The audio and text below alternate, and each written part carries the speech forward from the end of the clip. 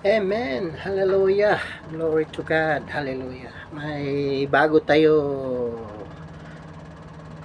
sunduin, no? Pupunta tayo ng church, no? Wala pa ang sundo natin. Mag-aral muna tayo ng salita. Dito po sa aklat ng Lucas, Kapitulo 9, verse 59. Sinabi po dito, no? Sinabi naman niya sa isa, sumunod ka sa akin, ngunit sumagot ang tao, Panginoon, hayaan lang po muna ninyong maipalibing ko ang aking ama. Sinabi ni Jesus sa kanya, hayaan mong mga patay ang magpalibing sa kanilang mga patay. Ngunit humayo ka at ipahayag mo ang tungkol sa paghahari ng Diyos.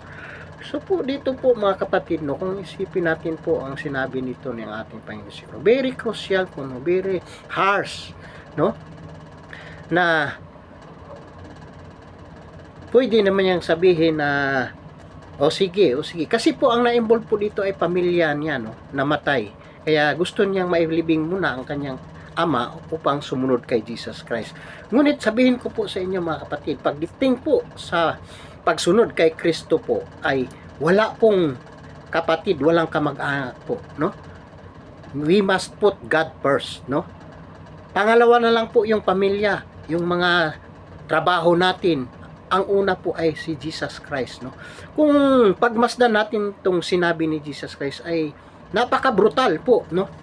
Na hindi niya pinayagan mga kapatid. So, ibig sabihin po, pagdating po sa pananampalataya, pagdating sa pagsunod kay Kristo, ay wala pong excuses mga kapatid. Wala pong dahilan.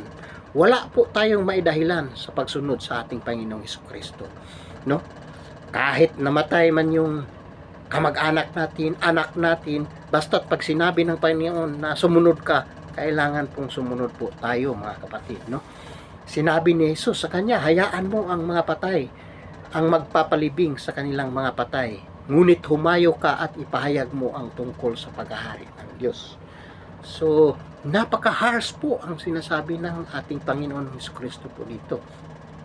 Kung iisipin po natin kung sa buhay natin ngayon, kung magsabi ang pastor na ganito, tapos sabihin ng membro na di ako dadalo, tapos sabihin ng pastor, ay hindi, dadalo ka. Bakit? Di, namatay yung ano ko pastor, yung ama ko. Hindi dahilan yung ama, magsimba ka. So, napaka brutal naman, no, ng pastor. Pero si Jesus Christ po, hindi po yun ang ginawa niya, no? Kundi wala pong eksepsyon pagdating sa Panginoon, no? Sinabi niya, hayaan mo ang mga patay na maglibing sa kanya mga patay. Ang ibig sabihin po dito mga patay, mga kapatid, ito po yung mga taong ayaw sumunod ni Jesus Christ. Mga patay po ang tawag sa Panginoon dyan. Pag hindi ka sumunod, hindi ka obedience sa salita ng Panginoon, ay patay ka po. Ang tawag sa Panginoon, patay, no? Patay sa espiritu po ng tawag sa Panginoon, so patay. Kaya ang sabi niya, hayaan mo yung mga tao, hayaan mo yung taga-mundo ang magpalibing dyan sa makamundong gawain, no? Ikaw na nakakilala sa Diyos ay sumunod ka sa akin. Hayaan mo yang mga hindi sumusunod sa akin ang maglibing dyan sa ama mo. Yun yung ibig sabihin ni Jesus Christ, no? So mga kapatid, pagdating sa paglilingkod, we must put God first. So glory to God. Amen.